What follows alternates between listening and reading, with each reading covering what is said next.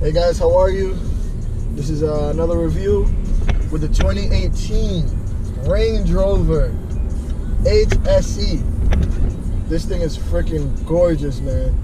Everybody knows right now, I call it an SUV war. You got everybody making an SUV. You have Rolls Royce, you have Bentley, you have Maserati, you have Lamborghini, you have all these companies making these beautiful trucks. But people need to recognize who started this. If you ask me, Mercedes and the Range Rover were the ones that started the luxury truck. Mercedes has the ML and the G-Wagon. I think right now they changed it to something else, but I think those were the cars back in the day that was the luxury truck. And now we have so many variations. Porsche has 2 trucks now. Lamborghini, like I said, has one. Maserati has one. BMW has about 4 or 5 different versions. They have the X6, they have the X1, X2. They have so many different variations. Audi has 3 now. X3. I'm sorry, not X3. Audi has the Q3, Q5, the Q7. You know what I mean? Even Infinity's getting in the game with all the trucks that they have. And I'm not gonna lie, this truck is freaking beautiful. The technology in it, you have dual screen, you have another screen in the dash, which is pretty much normal for a Range Rover. They had them in the previous versions. The ride is so comfortable, to be honest. If you're not a horsepower freak, I would always recommend the Range Rover truck as a luxurious truck. I'm not gonna lie to you. All the other cars, they're a little bit more expensive, a little more pricey, but the Range Rover, you get the best bang for your buck. For about $100,000, even less, you can get all these features and still get the class as if you're riding in the higher Bentley trucks and the Mercedes trucks, like the GL and all those stuff. Like, this car is phenomenal, man. I've been driving it for a while. It's awesome in the snow. It has ride height adjustment standard in this model. Like, everybody know the Range Rover is trail rated. This car is, we had actually, when Sandy happened, we actually had a Range Rover in the water, and trust me, it was phenomenal. No problems at all, thank God. Like I said, this car is phenomenal. There's nothing I can say bad about it.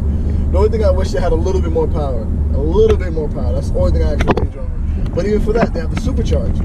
So if this is not for you and you want something a little bit more sporty, you can get the supercharge.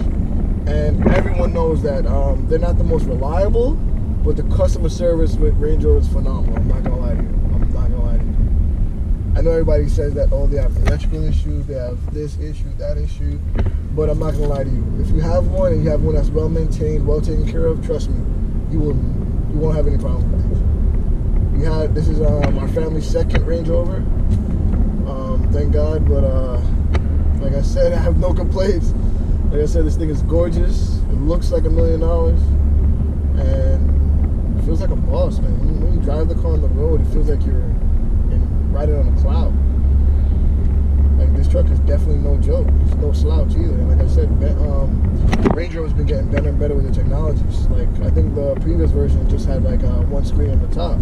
This one has a dual screen plus a screen in the middle, so that's like 3 screens right now, which is very popular.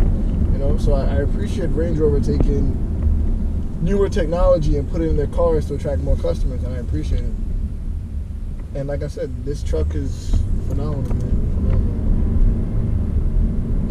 It's one of those trucks that doesn't need a review, to be honest. I mean, everybody knows everything about it. It's been in the market for years, and it's one of the best, to be honest, if not the best.